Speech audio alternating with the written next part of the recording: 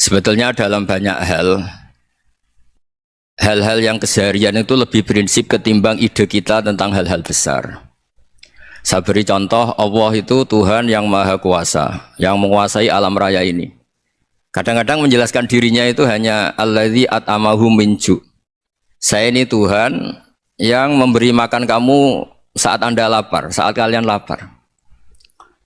Jadi untuk beriman kepada Tuhan yang Maha Esa, kepada Allah, kamu yakin yang memberi makan kamu itu Tuhan. Apapun kecewanya Anda terhadap tetangga, terhadap negara, terhadap mertua, terhadap istri, itu kecewa Anda tidak akan mati. Tapi kalau tidak makan itu mati. Sehingga Allah mensifati dirinya kadang pakai keseharian. Alladzi at'amahum min ju'. Tuhan itu siapa? Yang memberi makan kamu ketika lapar.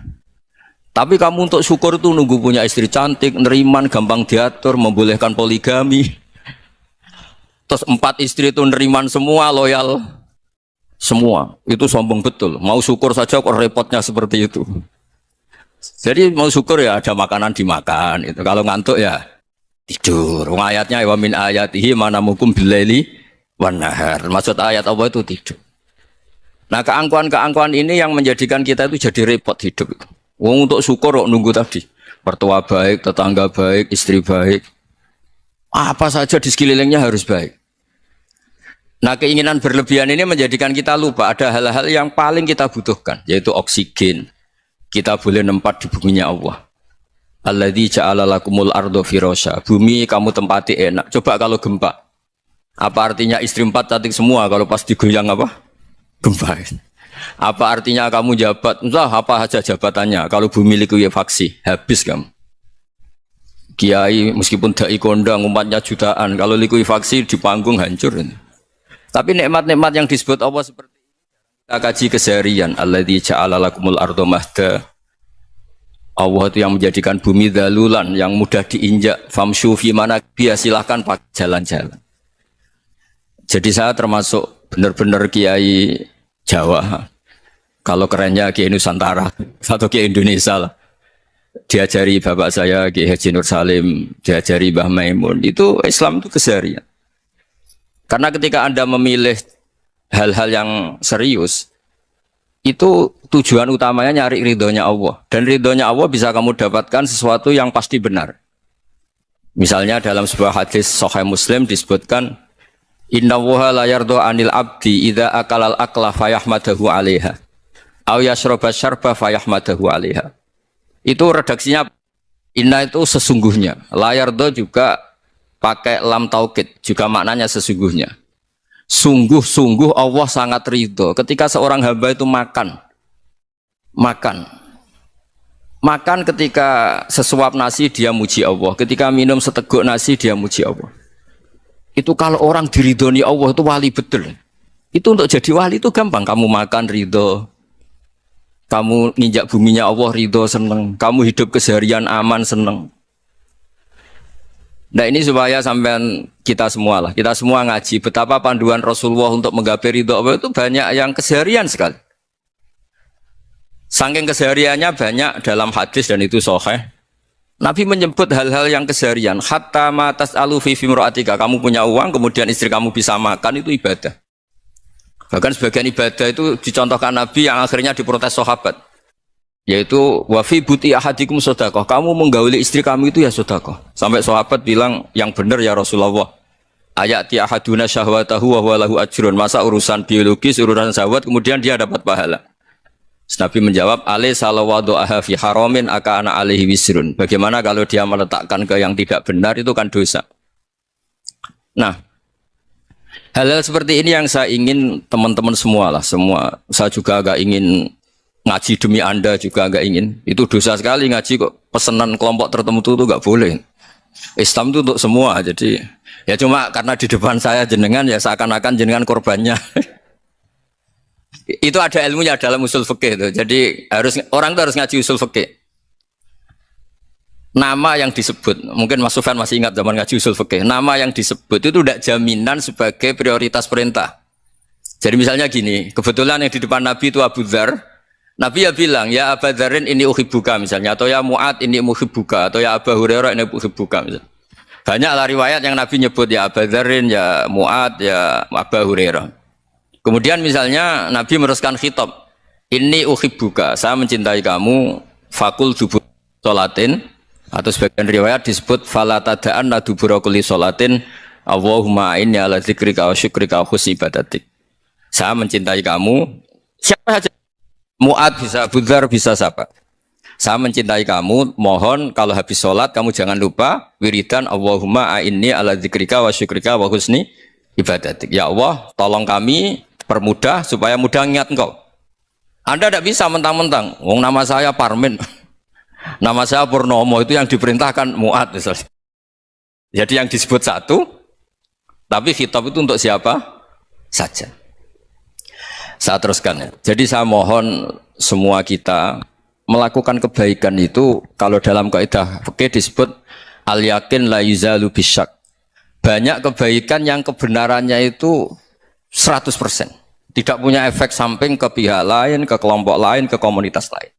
Yaitu tadi misalnya Anda makan dan itu murah sekali, hanya butuh satu piring, setiap punyaan kamu muji Allah, setiap minum kamu muji Allah. Itu redaksinya Rasulullah SAW disebut Allah sangat ridho ketika seorang hamba makan kemudian dia memuji Allah, atau minum kemudian dia memuji Allah.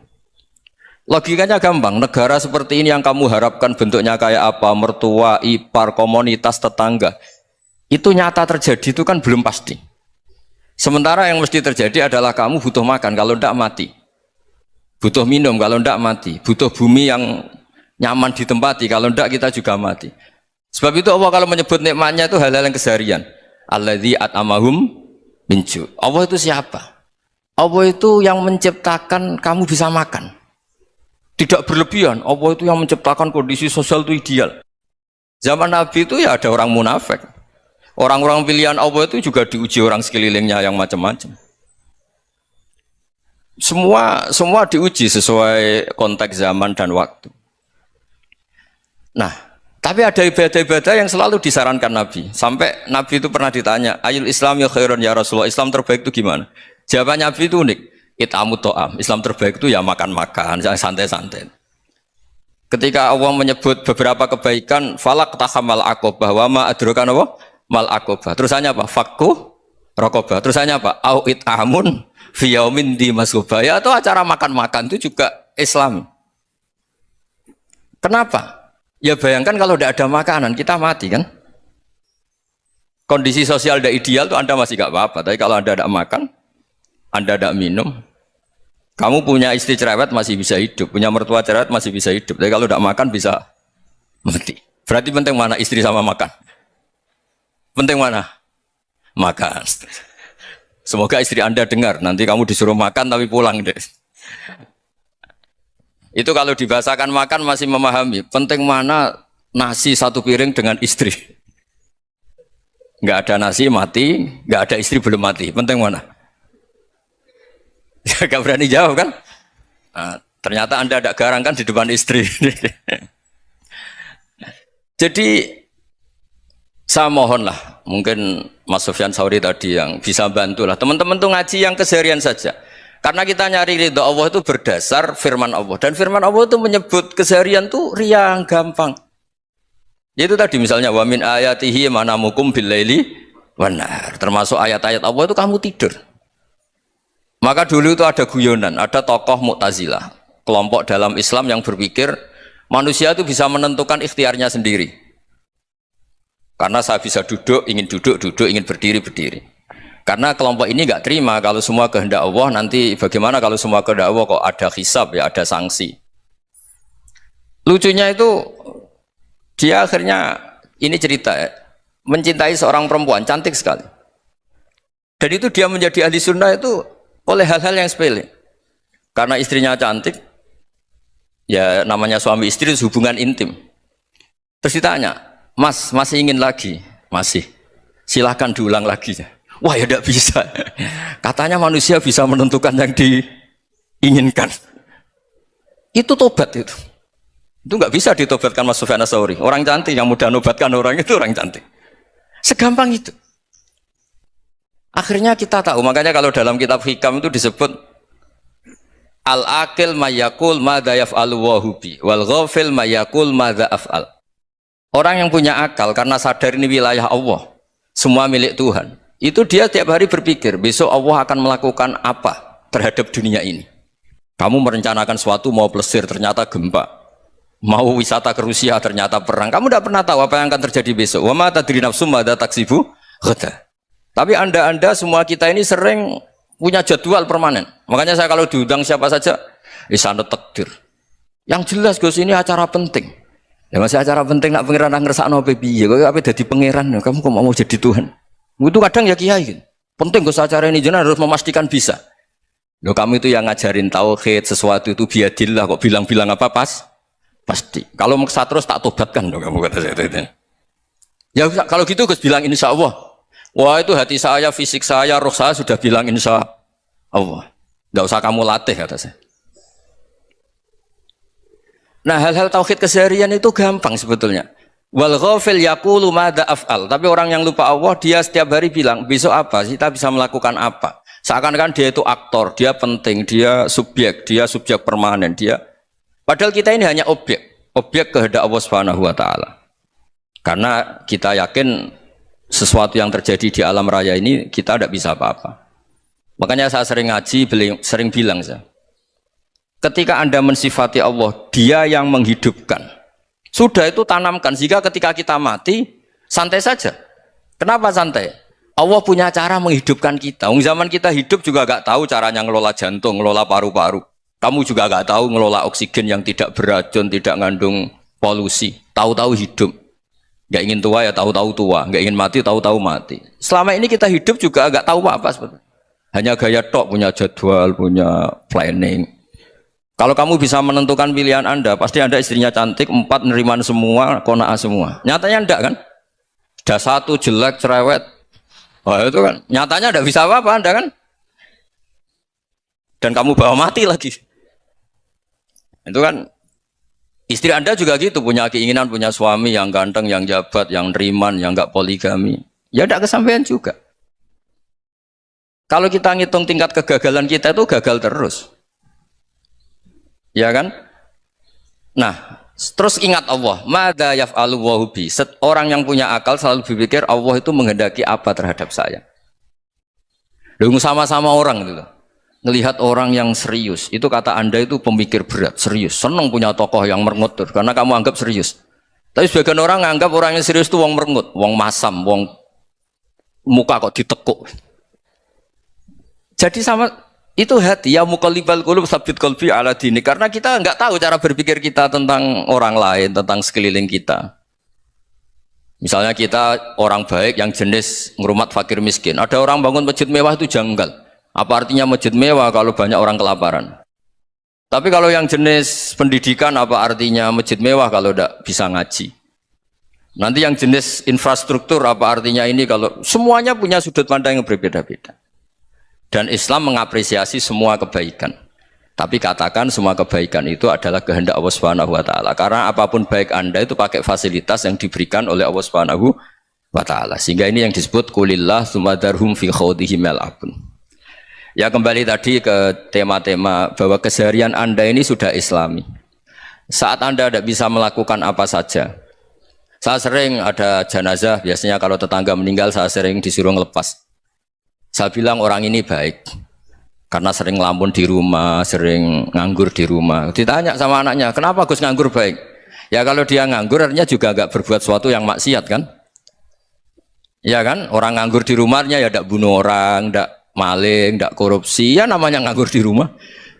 Lah cuma istri cara pandang nganggur gak menghasilkan uang gitu. Tapi juga gak menghasilkan kriminal kan? Jadi sebenarnya Islam itu makanya kalau sampai ngaji usul fikih itu ada kitab usul fikih namanya Lubul Usul, itu terkenal sekali di pesantren itu. Itu kalau ngapresiasi keseharian itu luar biasa. Izma min mubahin illa wa yatahaqqaqu bihi tarku haramimma. Karena keseharian yang mubah saat Anda lakukan itu ada kehebatan yang luar biasa, yaitu meninggalkan haram. Makanya dulu banyak orang-orang alim ketemu temannya itu guyon sampai semalaman. Itu biasanya yang semangat Islam itu kiai kok udah tahajud, kiai kok udah witir. Orang yang sedang mapan uangnya banyak, malam itu udah kelayaban itu sudah luar biasa. Melawan nafsu supaya tidak maksiat itu sudah luar biasa. Supaya lupa guyon sama temannya semalaman sampai subuh. Gejolak-gejolokan ngenang zaman miskin, zaman kuliah nggak jelas, zaman apa. Melihatnya jangan tarkut tahajud. Seperti ini meninggalkan tahajud, tapi meninggalnya ini talkul muharramat. Jadi kayak apa hebatnya? Sehingga Imam Ghazali punya riwayat yang agak unik. Hatta takuna ibadatu akhiri hadil ummah iku an-naum. Sehingga suatu saat ibadah terbaik umat ini itu tidur. Itu kan riwayat kontroversi. Ketika Imam Ghazali ditanya, kenapa iya?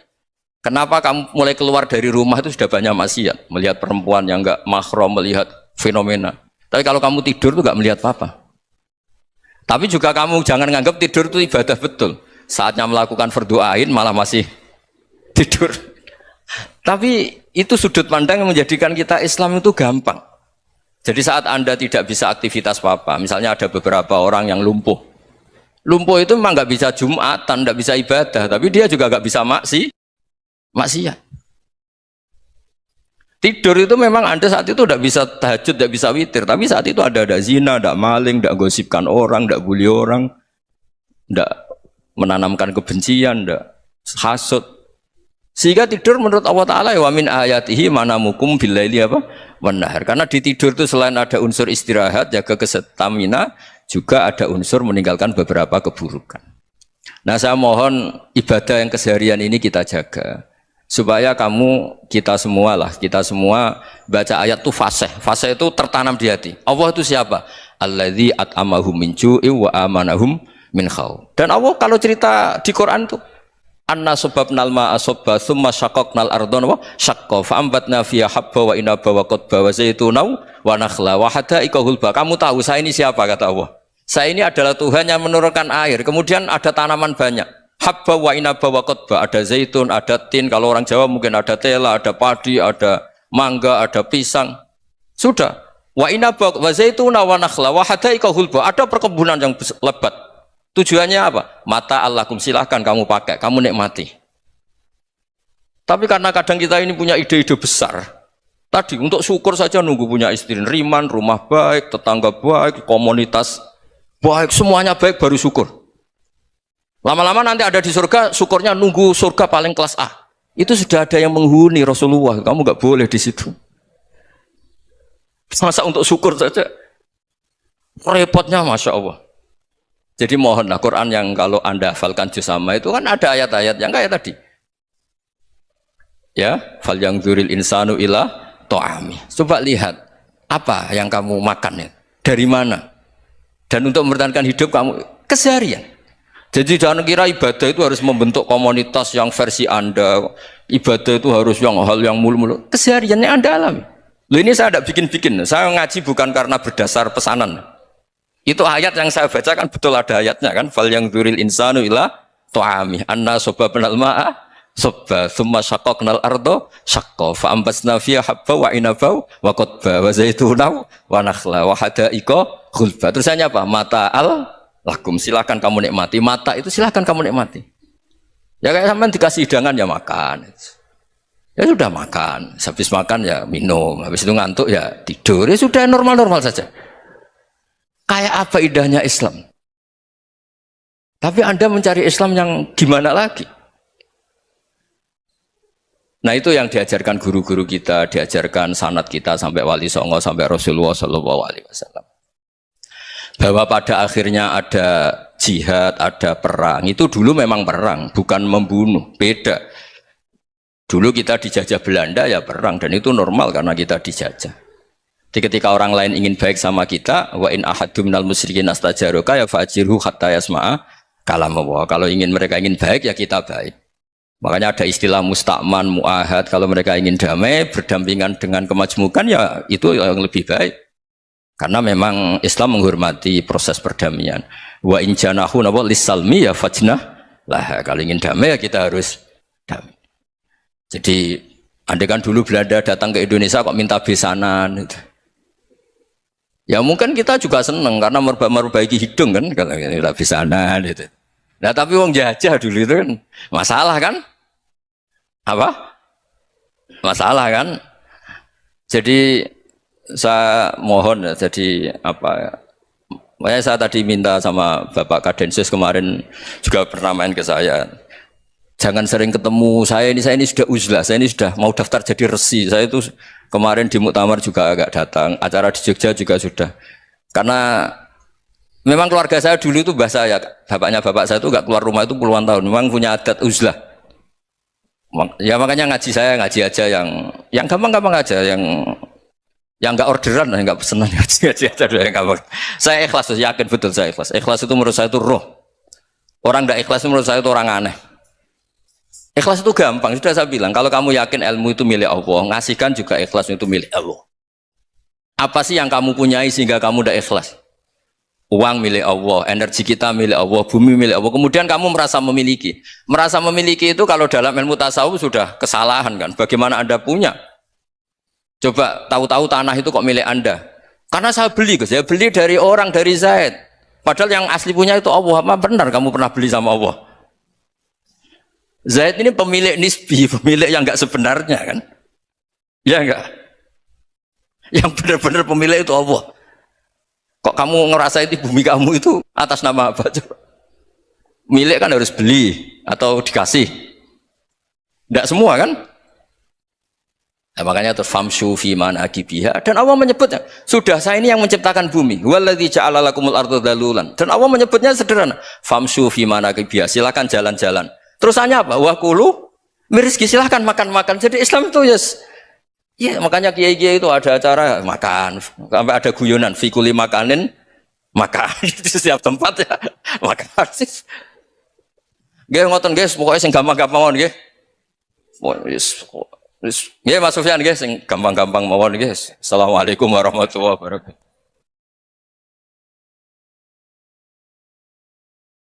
Perasaan saya juga seluruh ulama di dunia. Saya ulang lagi, perasaan saya juga seluruh ulama di dunia. Bahwa Islam masuk itu macam-macam sebabnya. Dulu kita tahu, kita sebagai warga Indonesia, Islam masuk itu ya dibawa orang yang agak kedunyan, ya kayak jenengan lah kira-kira gitu. Ya kayak mbak-mbak ini, ya agak-agak mata duitan gitu. Karena kita tahu rata-rata di sejarah mengatakan Islam di Indonesia dibawa kiai apa pedagang. Pedagang tuh nyari uang apa nyari dakwah kira-kira. Ya semoga Anda mirip-mirip seperti itu. Ya jadi nyari uang karena ada nurani Islam sehingga tetap saja membawa Islam. Saya tidak tahu Islam Anda ala apa, tidak tahu. Pokoknya mau ngaji ya berarti Islam ala ahli sunnah apa? Wal jamaah. Jadi ini penting saya utarakan bahwa Islam itu agama yang mudah difahami sehingga dibawa pedagang saja ya kasil gitu. Dibawa orang yang kedonyan kayak jenengan juga kasil gitu. Dibawa orang baik ya kasil, dibawa orang broken juga kasil. Ini penting saya utarakan karena saya ngaji di mana-mana bilang ciri utama kebenaran absolut adalah kebenaran yang bahkan orang nggak benar saja bisa bawa. Tapi bukan berarti saya dukung Anda tidak benar, kan sudah tidak benar dulu sebelum kenal saya. Tapi nggak apa-apa, nggak benarnya umat Islam insya Allah dimaafkan sama Allah Subhanahu. Ya asal tobat maksudnya. Nggak, ini saya beri satu konstruksi pikiran yang saya sering utarakan di ngaji saya. Sampai sekarang saya coba saat tes ini kan di kampus ya, di apa bacanya ini Kim University yang global leader apa in the world itu.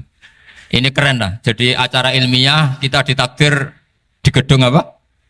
Kampus, gedung universitas di begini.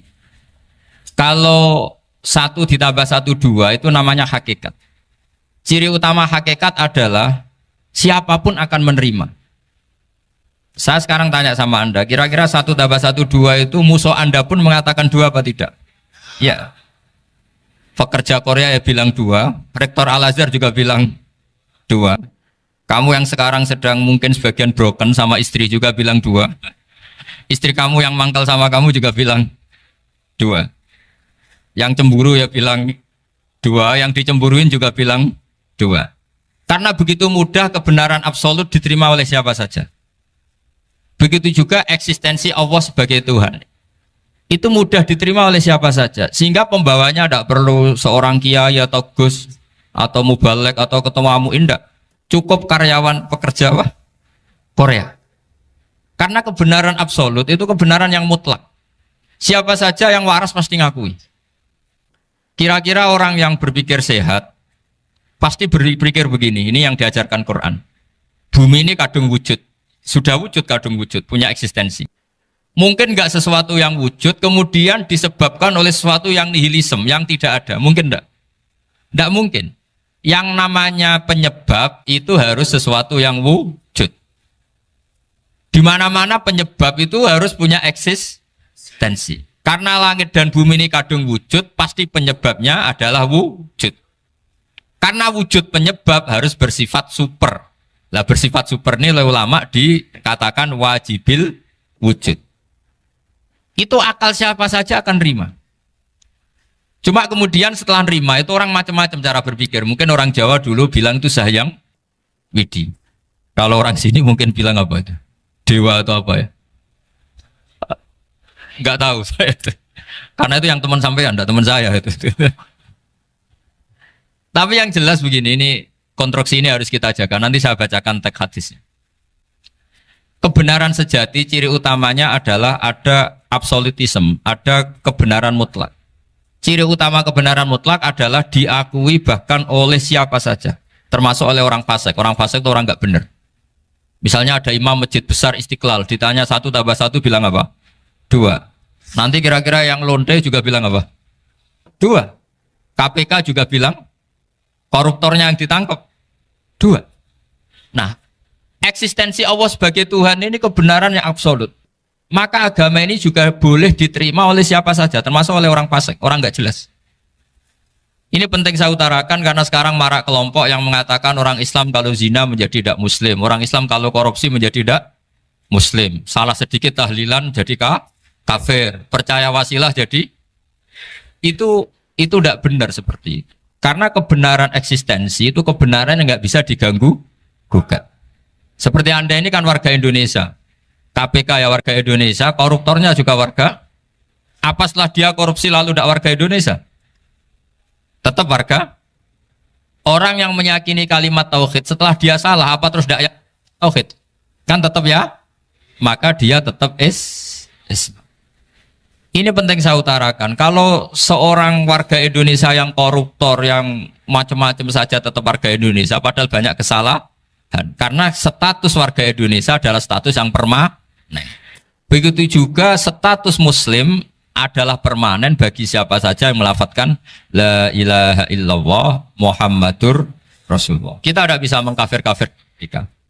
Itu juga yang sering dipesankan dan jadi ciri khas ulama ahli sunnah wal jamaah, tidak mengkafirkan orang Islam meskipun melakukan dosa besar. Soal dia salah nanti masuk neraka ya silakan saja, saya ada ikut, paham ya, sampai bisa mencoba. Tapi tetap saja dia muslim. Analoginya tadi, analoginya gampang sekali tadi. Orang Indonesia yang salah itu tidak akan merubah statusnya sebagai warga Indonesia. Karena ya memang dia berstatus warga Indonesia. Orang Islam yang sudah melafadzkan syahadat maka menjadi muslim. Saya di mana-mana berkampanye, berfatwa. Orang kafir yang 70 tahun kafir, sekali melafadzkan kalimat tauhid, itu menjadi muslim apa tetap kafir? Muslim. Masa kita yang Islam terus, yang kalimat tahlil la ilaha illallah, kemudian menjadi kafir karena kalimat itu?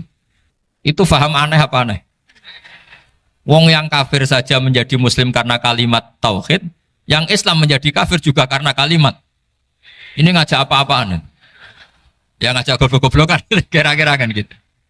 Ini penting saya utarakan karena ini penting. Nah, setelah kamu yakin tauhid, ciri utama tauhid itu apa? Menstatuskan sesuatu sebagaimana hakikatnya. Misalnya bumi Korea, ini statusnya tetap buminya Allah. Maka dari awal saya husnudzon sekali sama Allah Subhanahu wa taala bahwa suatu saat di bumi mana saja itu ada tahlil. Enggak ngira kan ada ateis di sini, bumi ateis kemudian ada tahlil, ada sakduna, ada macam-macam.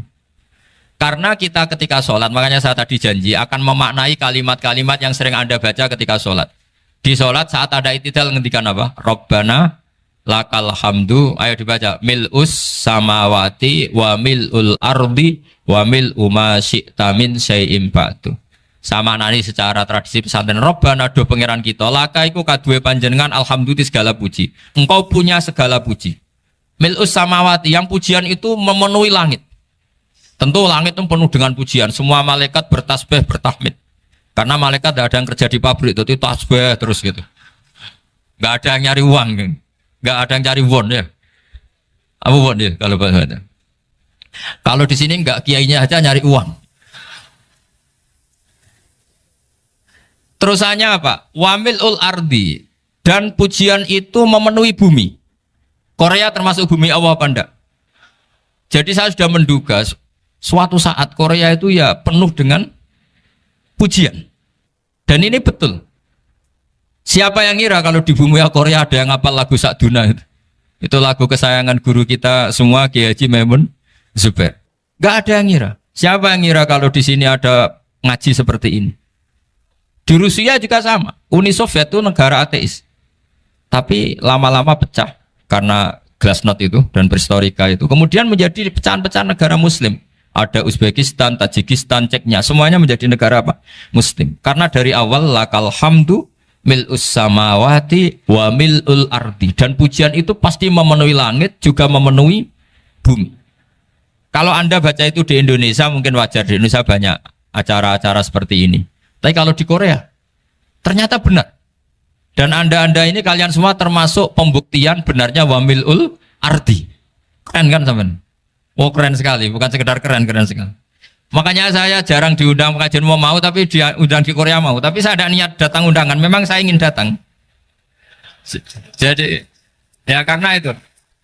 Ini bentuk penghormatan saya.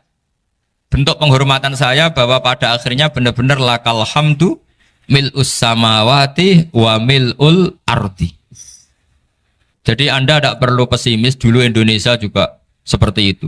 Banyak Buddha, Hindu, macam-macam ateisme. Kemudian berkatnya para ulama sekarang jadi negara yang mayoritas Muslim. Korea, barokahnya orang-orang kedonyan seperti ini banyak Islam itu. Gak apa-apa. Karena sebagian agama Islam, sebagian sejarah ditulis di bawah pedagang-pedagang Gujarat. Kira-kira orang Gujarat ke Indonesia dulu yang namanya pedagang cari apa? Uang. Tapi namanya orang Islam hatinya tetap adanya tauhid. Nyari uang ya tetap sambil dakwah. Kalau yang ke Korea langsung kiai mungkin tidak seramai ini Islam. Karena kalau kiai datang langsung dicurigai jadi misionaris. Jadi ribet malah. Tapi kalau sampean nggak ada yang curiga. Namanya pekerja saja nyari uang. Dan itu memang fakta. Cuma kadang ya sadar terus ya bagus lah seperti itu. Nggak apa-apa. Maksud saya ini saya memberi support, memberi tasjek bahwa Allah itu luar biasa. Jadi kalau ingin menyebarkan agamanya macam-macam. Kadang kiai tidak bisa mengislamkan orang, itu anak-anak mahasiswa pacaran, itu banyak yang pacarnya itu masuk Islam. Tapi sampean jangan bilang pacaran halal, ya tidak pernah halal. Tapi Allah kalau menghendaki memberi hidayah itu jalannya macam-macam. Ada yang lewat kerja, coba yang bayangkan ada tahlilan di Korea itu semua kiai tidak pernah bayangkan. Tapi setelah banyak pekerja di sini, kemudian mereka insaf atau sedang insaf, tidak tahu ini. Sampai kapan insafnya juga tidak tahu. Tapi yang jelas ini hebat. Ini apa? Hebat. Tahu-tahu ya seperti ini. Makanya iman saja Rabbana lakal hamdu mil'us samawati wa mil'ul ardi. Masih ditambahi wa mil'u ma syi'ta min syai'in ba'du. Karena Allah itu zat yang tidak terperikan, zat yang tidak terbatasi. Maka pujian di langit dan bumi ini masih kurang. Masih ada apa saja yang nanti akan dipenuhi oleh pujian kepada Allah Subhanahu wa ta'ala. Wa mil'u ma syi'ta min syai'in ba'du. Dan pujian kepada Engkau ya Allah akan memenuhi semua ruangan yang Engkau kehendaki. Mungkin suatu saat negara-negara yang sekarang yang paling minim Islam itu di Amerika Selatan, kayak di Argentina dan sebagainya. Itu nanti suatu saat juga penuh dengan pujian, karena tetap Rabbana lakal hamdu mil'us samawati wa mil'ul ardi wa mil'u ma syi'ta min syai'in ba'du. Saya di Jogja setiap akhir ngaji saya ajarin wiridan. Mungkin wiridan ini tidak asing bagi jenengan karena sering saya baca. Subhanallah wa bihamdihi adada khalqihi wa ridho nafsihi wa zinata arsyihi wa midada kalimat. Bahwa kita memuji Allah itu adada khalqi, sesuai jumlah makhluk Allah. Semua makhluk Allah meskipun kelihatannya mengecewakan, ini semuanya memuji sama Allah Subhanahu wa taala. Meskipun kadang kita kecewa, kadang kita tidak cocok. Coba barokahnya Anda ini agak-agak kecewa gitu dengan Indonesia karena nggak menyediakan lapangan kerja untuk Anda. Tapi ya nggak kecewa-kecewa amat ya, agak-agak saja. Karena Anda tetap semua mencintai Indonesia. Gara-gara agak-agak kecewa cari negara lain. Akhirnya di Korea, ada yang di Jerman, ada di Inggris. Tapi bawaan pernah ngaji di musola, Islam ini ke bawah. Sehingga karena Islam ini ke bawah, tahu-tahu ada komunitas yang memikirkan Islam. Umumnya orang mikir Islam itu ya bikin masjid. Kalau di Korea unik, nyewa apa? Nyewa gedung untuk masjid. Itu kalau diceritakan di Indonesia aneh. Ini masjid sewaan. Masjid. Tapi kalau di sini lazim, karena kalau beli mahal ya cukup sewa. Saya tidak tahu kalau dalam terminologi agama tempat Anda sujud ini nanti jadi saksi di akhirat. Itu yang permanen apa yang sewaan tidak tahu. Jadi nanti bumi ini tanya, ya saya ya Allah pernah dipakai sujud, tapi setelah 1 tahun nggak kuat menambah lagi. Makanya saya dukung tadi yang ada gerakan masjid apa. Sebenarnya permanen nggak permanen itu tetap bagus, tidak usah memaksakan. Yang jelas saya sudah ikut nyumbang lelang tadi, dan saya berharap uang itu benar-benar untuk masjid. Kalau untuk tamirnya juga nggak apa-apa, yang penting untuk menghidupi masjid. Saya juga termasuk kiai yang nggak suka kalau hukum itu terlalu fanatik. Misalnya uang ini untuk masjid, kemudian imamnya diterlantarkan karena alasannya ini untuk masjid. Imam kan tidak masjid. Nah ini kalau imamnya nggak diservis kemudian mutung terus pulang ke Indonesia, ini jadi masalah. Tapi saya juga nggak suka kalau ada negara gitu. Betul-betul saya tidak suka. Yang imamnya itu terlalu diservis. Ini buruk sekali kan. Pernah ada anekdot, ini anekdot tapi nyata. Ada negara yang sangat sehat, Islamnya sangat sehat. Itu imamnya 1 bulan tuh digaji 70 juta. Kira-kira 70 juta dibagi 1 hari berapa? 5 sholat ya? 5 kali 30 berapa? Kira-kira saja. 150. Berarti per sholat dapat berapa ya? Kira-kira. Kan biasa potong gaji kalau berapa kira-kira? Singkat cerita, si kiai dari luar negeri tadi cerita apa Indonesia? Kiainya miskin-miskin, datang ke masjid kan kadang pakai ontel, adzan sendiri, qomat sendiri, sholat sendiri kadang. Itu nasib orang-orang Sragen dan Salatiga sebagian. Itu yang lapor karena mereka itu. Kalau Rembang insya Allah enggak. Tapi ada semuanya Salatiga, sebagian begitu. Itu yang cerita kiainya, bukan hoax. Memang kiainya cerita. Nasib kiai di Salatiga Gus katanya. Itu digojlok, tapi tetap sholat. Sehingga cerita orang tadi cerita, imamnya di sana naiknya Mercy, muadzinnya pakai BMW. Itu tetangga sebelah Indonesia banyak yang fasilitas imam seperti itu. Karena gajinya sampai 70 juta. Setelah dia cerita bangga karena negaranya mengapresiasi imam sholat, sama kayak Indonesia dia omongin gini, makanya kamu sholat terus, takut potong gaji ya. Gitu. Itu kagetnya bukan main dia. Dikira itu satu sifat kelebihan negaranya, ternyata buruk sekali karena imam sholat karena takut potongan gaji. Akhirnya ke Indonesia bangga, alhamdulillah kita sholat tambah gaji dan tetap sholat. Keren mana yang digaji sama Anda? Ini yang di atas ini banyak calon imam. Tidak keren mana imam yang digaji sama Anda? Keren yang enggak. Tapi kalau pertanyaannya dibalik, keren mana jamaah yang peduli imamnya sama yang enggak peduli? Jadi jawabannya harus tetap seperti itu. Imamnya keren yang ikhlas. Tapi jamaahnya keren yang peduli imamnya. Jelas ini ya fatwa saya ya. Gimana? Imamnya baik yang ikhlas. Tapi jamaahnya baik yang peduli nasibnya. Tapi sekali imam dari awal gak ikhlas itu harus di PHK. Itu bahaya bagi agama kalau awalnya sudah ada ikhlas. Karena nanti setelah habis subuh terus dihitung. Wong setahu saya sholat terus kok kenapa gajinya tinggal segini? Ya, setahu saya sholat terus kok gajinya tinggal segini. Terus nanti takmirnya bilang kemarin duhur Pak Yai tidak ngimamin, kemarin asar tidak ngimamin. Terus dihitung. Bisa enggak agama akan berjalan seperti itu? Enggak kan? Ya makanya pertanyaannya tadi, suka atau punya imam ikhlas? Suka. Tapi imamnya juga suka kalau jamaahnya peduli. Ini penting. Jadi saya mensupport Anda, mensupport kalian semua bahwa agama ini akan diurus oleh Allah Subhanahu wa taala. Makanya Sayyidina Umar radhiyallahu anhu kalau disuruh mikir agama itu tidak mau. Tidak mau betul. Ketika Umar jadi khalifah itu puncak keemasan masa Islam. Semuanya stabil, semuanya hebat. Sampai Irak, Iran zaman itu Persia masih semuanya, Mesir itu semuanya ikut Islam. Ketika Islam pada puncaknya, yang dikhawatirkan oleh masyarakat adalah begini. Lalu setelah Umar itu bagaimana? Islam setelah dipimpin orang yang tangguh, yang kuat, yang waroi, yang zuhud. Lalu setelah Umar itu gimana? Tapi Umar disuruh mikir gak mau. Sampai setiap Abdullah bin Umar jalan-jalan di kampung-kampung itu abahnya dianggap pecundang. Tahu sampean pecundang? Orang yang gak tanggung jawab. Karena orang-orang bilang gini, ya Abdullah bin Umar, bagaimana pendapat Anda kalau ada penggembala kambing di tengah hutan atau di tengah padang rumput, kemudian dia ninggal gelanggang kambingnya. Kamu anggap penggembala ini gimana? Oh itu penggembala yang dolim itu. Pasti kalau kambing ditinggal ya kacau. Apalagi nih umatur Rasulullah Shallallahu Alaihi Wasallam. Ini abah kamu tidak pernah wasiat, tidak pernah ngatur suksesi. Lalu Islam setelah dia bagaimana? Suruh dia ngomong penggantinya siapa? Karena beliau sudah sepuh harus ada suksesi. Akhirnya Abdullah bin Umar lapor ke Umar. Ini gimana bah orang mengkomplain begini. Apa kata Umar? Agama itu beda dengan kambing katanya. Agama itu milik Allah Subhanahu. Mbok saya pikir, tidak saya pikir tetap jalan. Nah ini terbukti. Jangan ulama ya ndak, mufti ya ndak, tapi bisa menjalankan agama.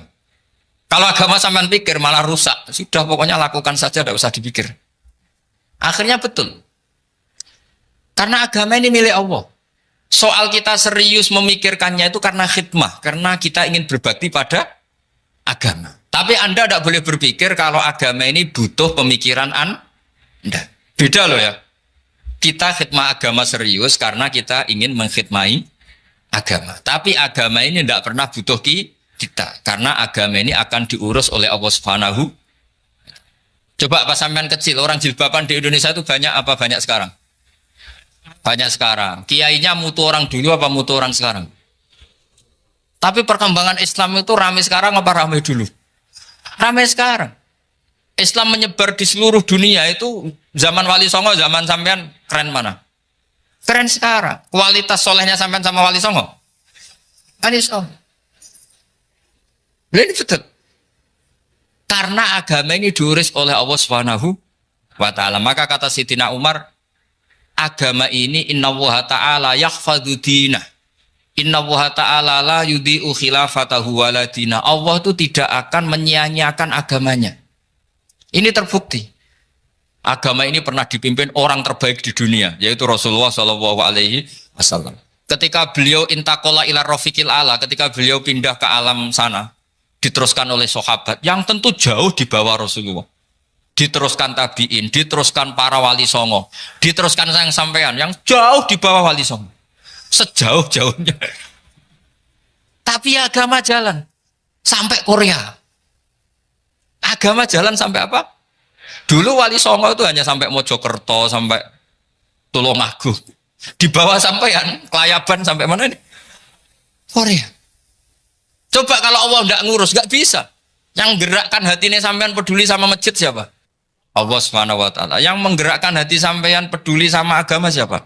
Allah. Tapi yang menggerakkan sampean ke Korea apa? Uang kan?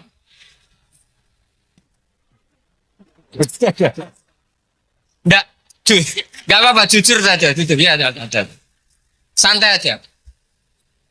Ini bagian dari keramatnya jenengan. Niatnya agak bener tapi dibenerin Allah di sini. Dari awal niatnya kan uang gitu. Tapi setelah di Korea dibenerin Allah. Mbok ingat agama gitu. Keren kan?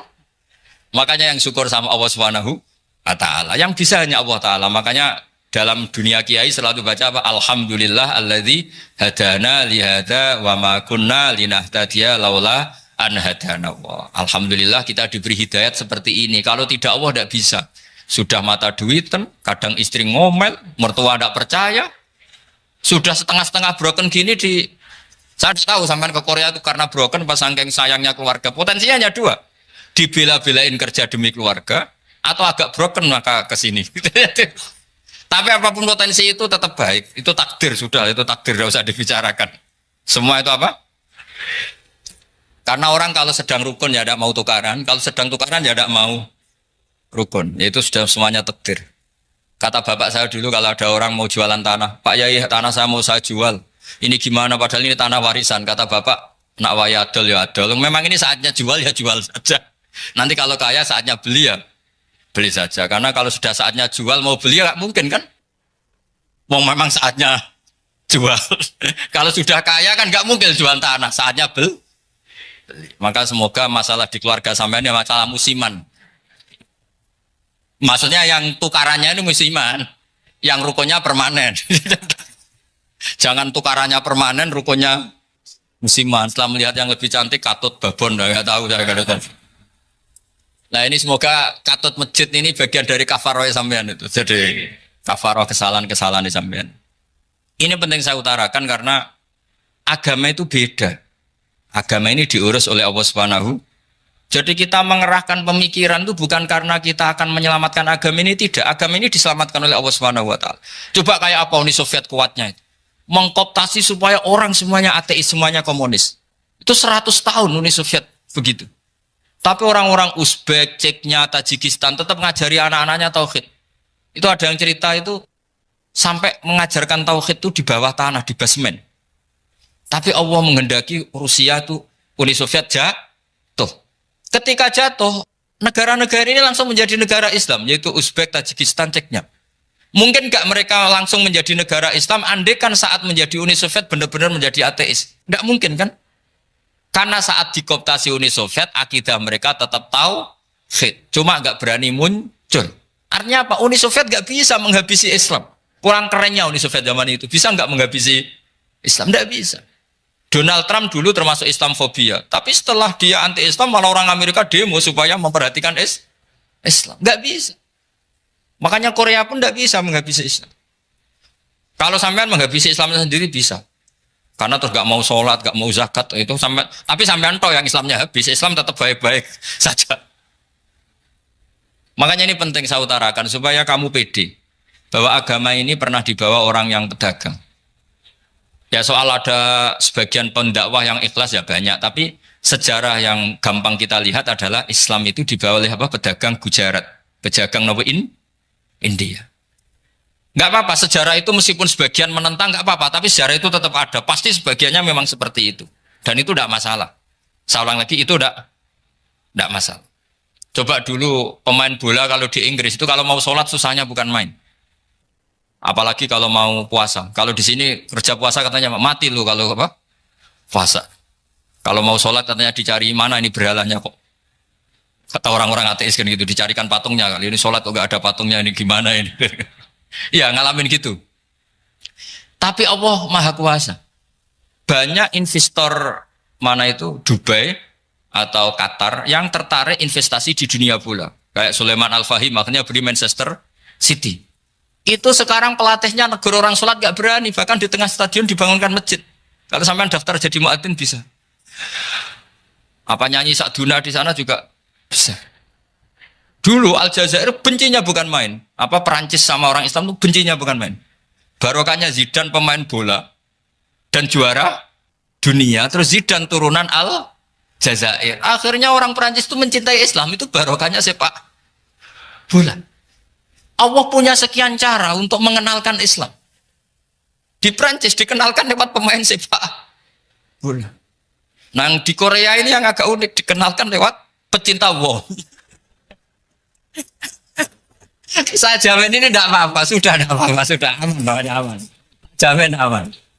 Pokoknya alhamdulillahilladzi hadana lihada wa ma kunna linahtadiya laula an hadana. Karena agama ini dibawa oleh Allah Subhanahu wa taala, yang menjaga juga Allah Subhanahu wa taala. Sama tidak usah khawatir. Kalau ada kelompok tertentu yang mengkhawatirkan Islam, sekarang Islam bahaya gini-gini, itu kurang rojak, itu kurang optimis itu. Harapannya sama Allah tipis, harus ngaji lagi. Agama ini limangka nayarjuwa hawal yaumal akhir. Agama ini bagi yang terus-menerus berpengharapan kepada Allah Subhanahu wa taala. Agama ini limangka nayarjuwa, coba bahasa Arabnya roja yarju rojaan. Maknanya harapan. Jadi agama ini bagi yang selalu berpengharapan, bukan yang pesimis, bukan yang hati kecil, apalagi yang tukang putus asa. Coba agama ini begitu luar biasa, dibawa orang yang macam-macam. Di Perancis dibawa oleh pemain apa? Bola. Ada masjid di Inggris itu ya dibawa mahasiswa-mahasiswa itu yang dulu sebagian yang nggak pernah ngaji, setelah di Inggris bikin komunitas pengajian. Di Korea dibawa di pecinta apa? Tapi lama-lama cinta Tuhan. Karena ya memang sebenarnya sudah cinta Tuhan. Cuma ya cara cinta ini nunggu punya uang Ya sudah, alhamdulillah seperti ini sudah luar biasa sudah. Insya Allah diterima oleh Allah Subhanahu wa taala. Saya selalu berharap semoga ini tetap satu bukti bahwa Allah itu harus kita sembah di mana-mana. Karena tadi Allah akan selalu Rabbana lakal hamdu mil'us samawati wa mil'ul ardi wa mil'u ma syi'ta min syai'in ba'du. Bahwa pujian kepada Allah akan selalu memenuhi langit dan memenuhi bumi. Bumi Korea termasuk buminya Allah. Makanya pegangan yang saya minta sama pengurus untuk di-share adalah Dawai Rasulullah Shallallahu Alaihi Wasallam. Mungkin nanti panitia harus menge-share itu. Ini Musnad Ahmad, riwayat dari Imam Ahmad. Al-Bilad bila dua. Sudah punya? Nanti di-share ya yang gitu. Al-Biladu bila dua. Bahwa negara hakikatnya adalah negara Allah. Wal ibad ibadullah. Semua hamba hakikatnya adalah hamba. Di hadis itu fahaitsuma asabta khairan fa'akim. Kapan saja kamu menemukan kebaikan di tempat Anda berdomisili, fa'akim, kamu tidak apa-apa di sini. Kamu di sini dapat uang, dapat masjid, dapat sewa masjid. Tidak tahu sewa apa permanen, pokoknya itu bagus gitu aja. Buminya dirayu, bumi meskipun ini nggak permanen, tapi tetap jadi saksi loh ya. Harus ada kompromi ini. Karena kalau dengar orang Indonesia jadi aneh, masjid kok nyewoi. Tapi aneh di Indonesia, ada aneh di sini, sampean tenang saja. Tentu malaikat pencatat di sini juga sudah tahu kalau sebagian masjid itu sewaan. Jadi ya ada eskal-eskal amat lah, sudah.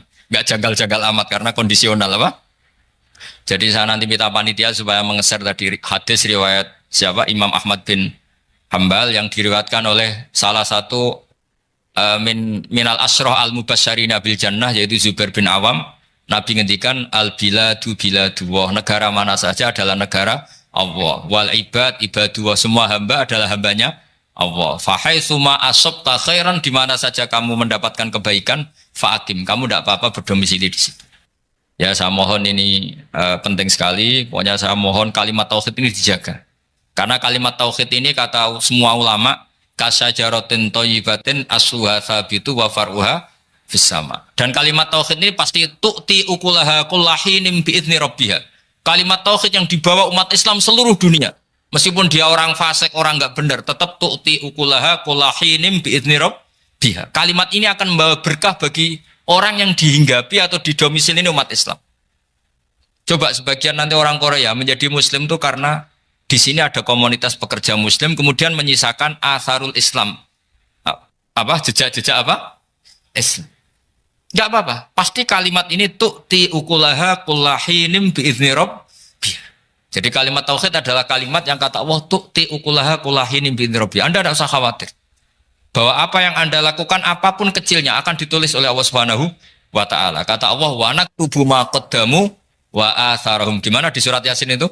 Inna nahnu nuhyil mauta wa naktubu ma qaddamu wa atharahum.